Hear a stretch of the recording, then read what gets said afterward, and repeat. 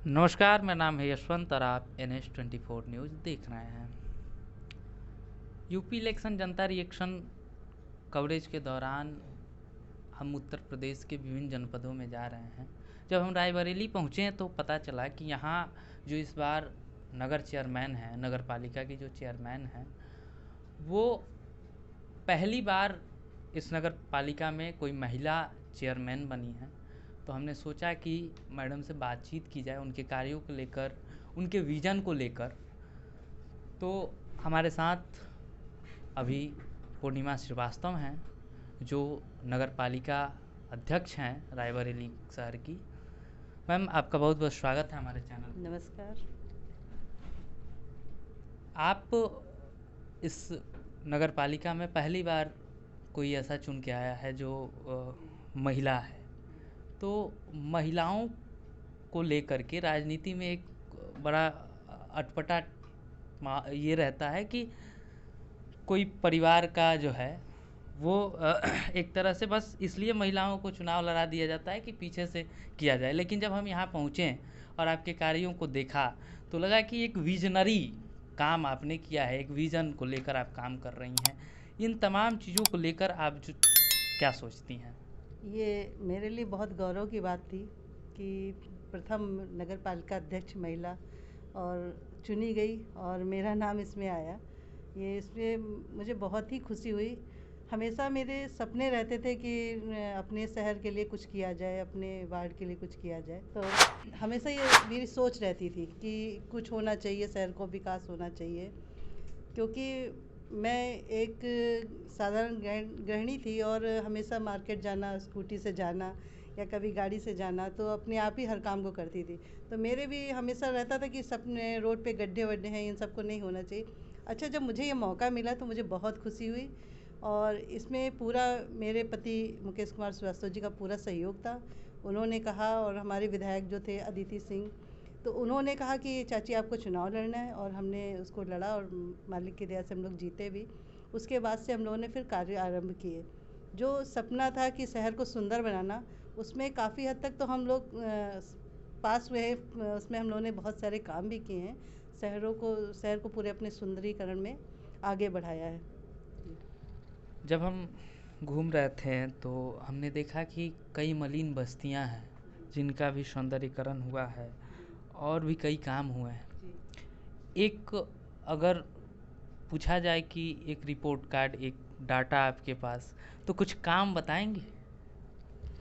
देखिए, जब मैं नगर पालिका में आई चुनकर, तो क्योंकि मैंने आपको बताया कि मैं हर काम, अपने घर के जितने भी काम होते थे, मार्केट जाना, बच्चों को स्कूल ले जाना, सब काम मैं ही करती थी। तो मेरी नज़रों में सब थे, रोडें थी। तो मैंने देखा था कि दलित मलिन बस्तियाँ जो थीं, ये खोल कस्बरी, देवानंदपुर, ये सब जो थी, कभी इसमें एक ईंट तक नहीं लगी थी।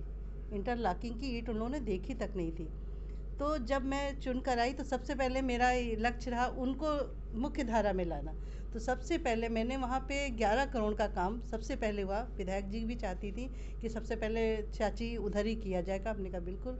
और वहाँ पे काम हुआ और वहाँ की जनता इतनी प्रसन्न थी कि वो लोग, बहुत सी महिलाएं तो रो पड़ी और कह रही थी कि मैंने इस अपने गांव में, यहाँ मुझे रहते 40 साल हो रहा है और पहली बार मैंने इंटरलॉकिंग देखी है। और ये इंटरलॉकिंग लगी, इतनी प्रसन्न थी कि वो लोग वहाँ पर रोज़ बैठती थी जिन पर। इतना मतलब बहुत ही ज़्यादा मुझे खुशी हुई कि मैंने ऐसा काम किया जो कभी नहीं हो पाया था। स्वतंत्र देश होने के बाद ये पहली बार ऐसा हुआ था कि दलित मलिन बस्तियों में एक काम हुआ था इतना ज़्यादा। और भी कई कार्य हैं आपके। तो एक मोटा माटी, एक जो है जिसको कहते हैं हम ओवरव्यू, हाँ। तो अगर आप अपने कामों को एक ओवरव्यू अगर संक्षिप्त में समेट कर बताएं तो कौन कौन से नगर के विकास में काम आपने कराए हैं? मैंने अगर पूरा बताया जाए तो जैसे 30 करोड़ का मैंने नगर क्षेत्र में रोडें और इंटरलॉकिंग, डामरीकरण और नालियाँ बनवाई हैं। हमने, हमारे शहर में 34 वार्ड हैं और मैंने सभी को 34 वार्ड को देखकर, जहाँ पे बहुत ज़्यादा दिक्कतें थी, क्योंकि देखिए काम इतना ज़्यादा था। हालांकि अभी बहुत सा काम पेंडिंग है जो मैं नहीं कर पाई हूँ और मैं चाहती हूँ कि उनको कर लूँ। लेकिन बहुत सी ऐसी सड़कें बनाई मैंने, यहाँ पर शौचालय बनाए जहाँ पर एक भी शौचालय नहीं थे। यहाँ पर 20 शौचालय बनाए, सुलभ शौचालय और सामुदायिक शौचालय, जो बस जनता को देने हैं। मेरा जोर है कि उसको जनता को फटाफट दे दिया जाए, क्योंकि अभी उसमें लाइट का कनेक्शन नहीं मिल पाया है, जिसकी वजह से पानी की सुविधा नहीं हुई है। इनमें 15 में 5 तो मैंने जनता को सौंप दिए हैं, और 15 जो है वो भी 2-4 दिन में हो जाएंगे। और ये सब जो महिलाओं के लिए भी था, उनके लिए क्या किया जा सके, उस पर भी मेरा जोर रहता है कि महिलाओं को कोई भी समस्या आती है तो जहाँ तक हो सकता है मैं पहुँचती हूँ, उनकी समस्याओं को दूर करने की कोशिश करती हूँ। जितना भी संभव होता है उतना कार्य किया जाता है। कोरोना की वजह से कई विभागों के बजट में कटौती भी हुई है, कई सारी चीज़ें हुई हैं। तो अगला जो है, अगला सत्र जो आने वाला है, या जो रनिंग सत्र है, उसमें भी कौन कौन से काम आपको लगते हैं कि जो बचे हुए हैं और आपको अपने इस कार्यकाल में पूरे कर लेने चाहिए? काम तो मुझे लगता है सभी पूरे करने चाहिए, जितने भी बचे हुए, लेकिन काम का कोई मापदंड नहीं है। रोज़ काम बढ़ते जाते हैं, एक काम आप करेंगे 2 काम और आगे सामने खड़े हो जाते हैं कि इन्हें भी करना है। जैसा कि आपने देखा, पिछले 2 साल से कोरोना की वजह से बहुत ज़्यादा प्रॉब्लम्स हुई थी, लेकिन मैं अपने आप को बहुत सौभाग्यशाली समझूंगी कि मेरी रायबरेली में बहुत अच्छे से इसको डील किया। हमारे कर्मचारियों ने, हमारे सफाई कर्मियों ने बहुत मेहनत करी, बहुत लगन से काम किया। बराबर सैनिटाइजेशन हो रहा था, बराबर फॉगिंग हो रही है। अभी भी हम लोगों का काम बंद नहीं किया गया है, जिससे कि ये तीसरी लहर का जो संकट आने वाले को सुनने में आ रहा है कि आ सकता है, तो उसको रोका जा सके। हमारी टीम पूरी लगी हुई है, साफ़ सफाई पे विशेष ध्यान दिया गया। आप पूरा शहर घूम कर आइए और देखेंगे कि आप साफ़ सफाई वाकई हमारे कर्मचारी बहुत मेहनत लगन से कर रहे हैं। कोरोना टाइम में भी वो बराबर जुटे हुए थे, फॉगिंग हो रही थी और सैनिटाइजेशन हो रहा था, सुबह शाम 2-2 टाइम हो रहा था। बराबर हमारी जितना स्टाफ है वो हमारे टच में रहता है। जैसे भी कभी कोई समस्या आती है, अगर जनता हमारी हमसे बाकायदा बराबर फ़ोन से बात करती है, किसी को भी कभी भी वो हमें कॉल कर सकती है। और जब भी कॉल आया है तो मेरी यही कोशिश रही कि जितना कम समय हो उसकी समस्या को हम हल कर दें। तो हमारी टीम भी पूरा सहयोग करती है और बराबर दौड़ती है उसको काम को करने के लिए।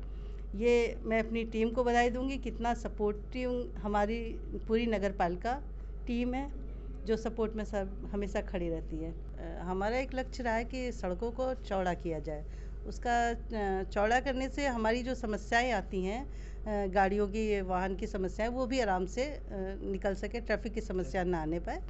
और हमने चौराहों को भी सौंदर्यीकरण में लिया है, पार्कों को भी सौंदर्यीकरण में लिया है। चूँकि बजट कम रहता है, हमारी कोशिश तो है कि मैं सारे वार्डों को ले लूँ, सारे पार्कों को ले लूँ सौंदर्यीकरण में। ये मेरा विज़न है कि अगर मैं कर पाऊँ, मैं अपने शहर की एक एक सड़क को बहुत सुंदर बना पाऊँ, अपने पार्कों को इतना खूबसूरत बना दूँ कि हर मोहल्ले में बच्चे जब भी खेलने के लिए निकले तो अपने पार्कों में जाएं और वहाँ पर खेलें। अगर मालिक ने चाहा तो ये भी मेरा विज़न पूरा होगा, मैं अपने शहर के पूरे पार्कों को सौंदर्यीकरण में ले पाऊँगी, और जो सड़कें बची हैं उनको भी ले लूँगी और उन्हें भी बहुत सुंदर बनाऊँगी। मेरा विज़न है कि मैं पूरा करूँ। ये पूर्णिमा श्रीवास्तव थी, जिन्होंने अपने काम को लेकर के, अपने विज़न को लेकर के हमारे साथ बातचीत की। ऐसे ही और भी इस देश में कई महिलाएं हैं जो जिन्हें, महिलाओं को अक्सर राजनीति में वैसे आने नहीं दिया जाता है, लेकिन जब महिलाएं आती हैं राजनीति में तो महिलाएं सच में सुधारात्मक बदलाव, एक शानदार मुहिम, अपने काम को लेकर के एक अच्छा प्रदर्शन करती हैं। अगर आप ये वीडियो फेसबुक पर देख रहे हैं तो हमारे पेज को लाइक कर लीजिए, अगर यूट्यूब पर देख रहे हैं तो हमारे चैनल को सब्सक्राइब कर लीजिए। धन्यवाद।